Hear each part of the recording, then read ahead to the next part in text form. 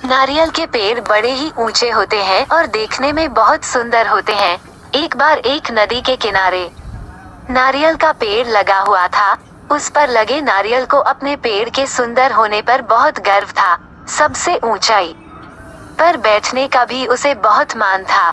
इस कारण घमंड में चूर नारियल हमेशा ही नदी के पत्थर को तुच्छ पड़ा हुआ कहकर उसका अपमान करता रहता।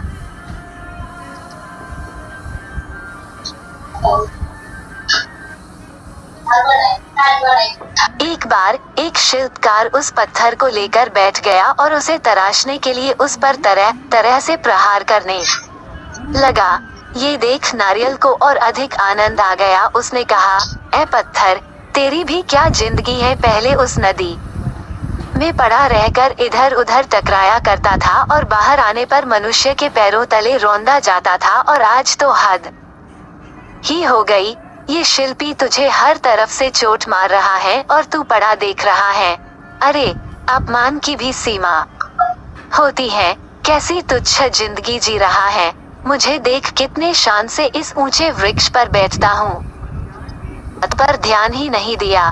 नारियल रोज इसी तरह पत्थर को अपमानित करता रहता। कुछ दिनों बाद उस शिल्पकार ने पत्थर को तराश कर शालिग्राम बनाए और पूर्ण आदर के साथ उनकी स्थापना मंदिर में की गई। पूजा के लिए नारियल को पत्थर के बने उन शालिग्राम के चरणों में चढ़ाया गया।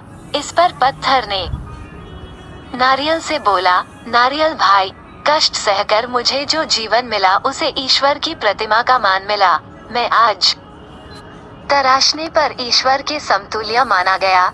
जो सदैव अपने कर्म करते हैं वे आदर के पात्र बनते हैं। घमंड का भार लिए घूमते हैं वो नीचे आ गिरते हैं। ईश्वर के लिए समर्पण का महत्व है, घमंड का नहीं।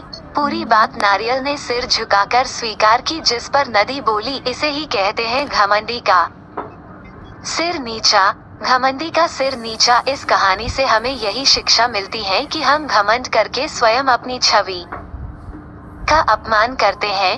घमंड मनुष्य जीवन के लिए एक शत्रु की तरह है जो हमेशा उसके लिए विनाश का मार्ग बनाता है।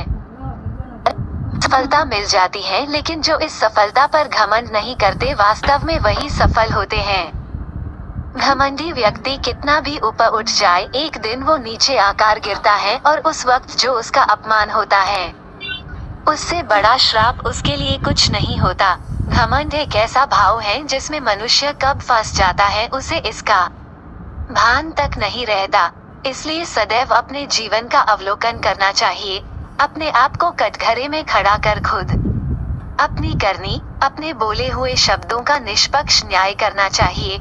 और अगर आप खुद को दोषी पाते हैं, सफलता मिल जाती है, तो गलती को स्वीकार करें और समय रहते उस गलती के लिए क्षमा मांगे।